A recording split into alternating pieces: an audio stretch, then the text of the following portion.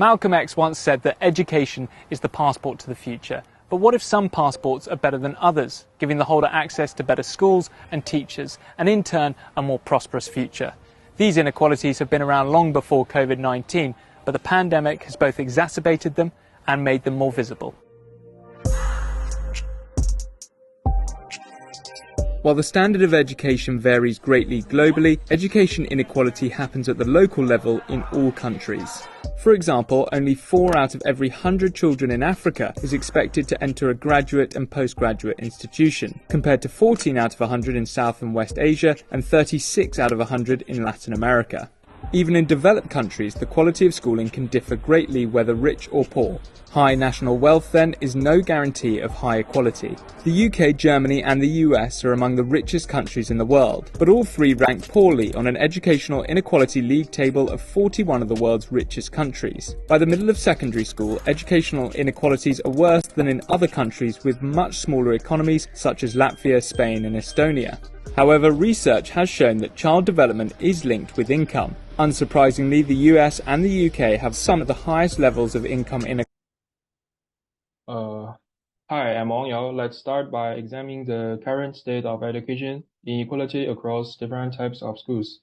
In urban areas, education inequality is evident through the disparity in resources between schools in wealthy neighborhoods and those in poorer areas. While urban schools often have advanced technology, well-stocked libraries, and a wide range of extracurricular activities. These resources provide students with numerous opportunities to excel academically and prepare for future careers. However, schooling in affluent urban areas frequently struggle with outdated textbooks, overcrowded classrooms, and inadequate funding, which hampers students' educational experiences and future prospects. In rural areas, the situation is often even more challenging. Rural schools typically face several underfunding, resulting in limited access to up-to-date educational materials and technology.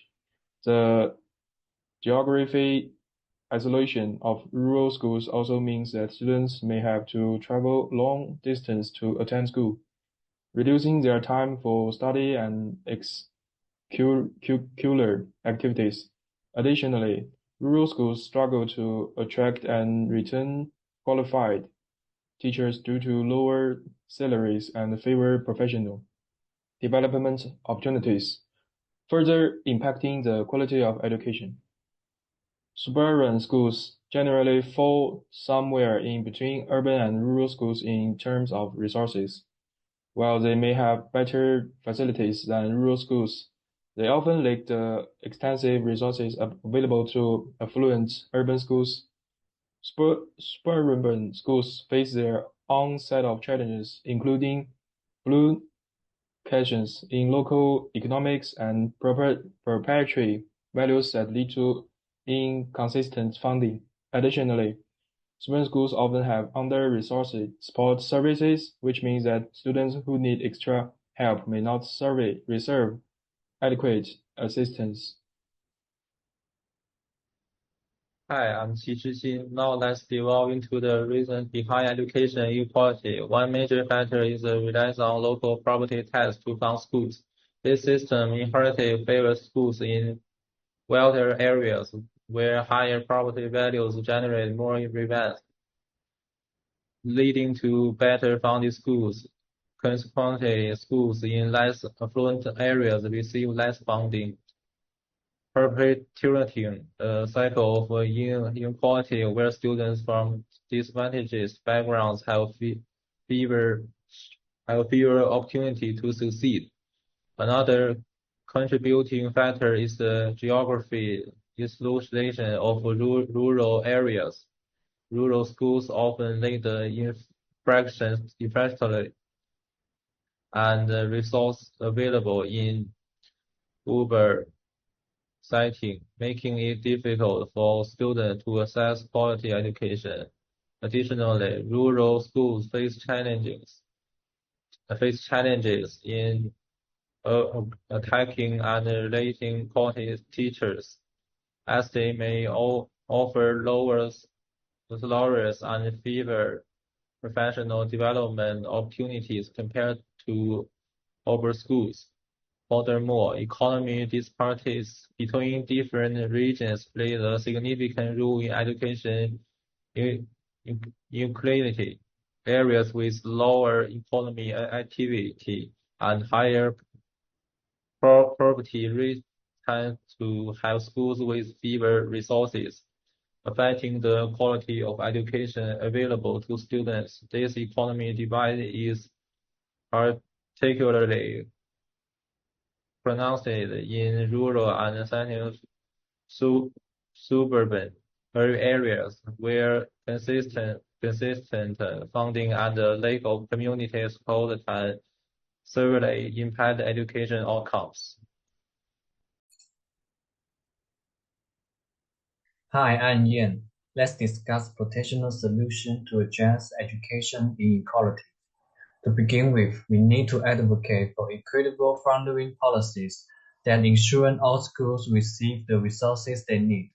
Regardless of local properties values, this could involve state and federal funding initiatives that allocate resources based on need rather than local wealth, helping to level the playing field for students in least affluent areas. In rural areas, targeted investment infrastructures are essential.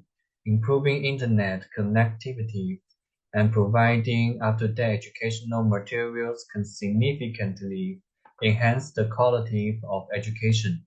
Additionally, offering incentives for teachers to work in rural schools, such as higher salaries and professional development opportunities, can help to attract and retain qualified educators, improving the overall educational experience for students. For suburban schools,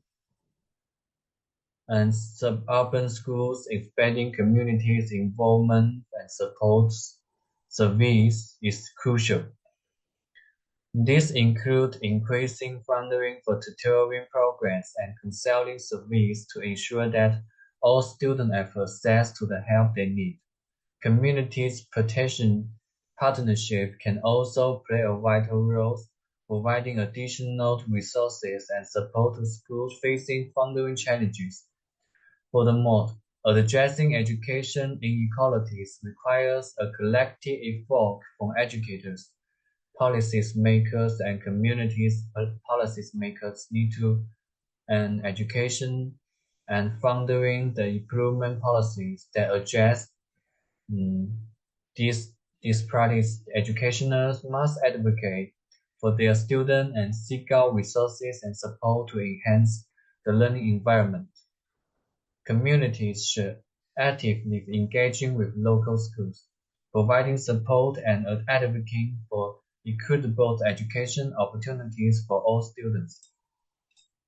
In England, of a young person starting from nursery costs an average of around $96,000.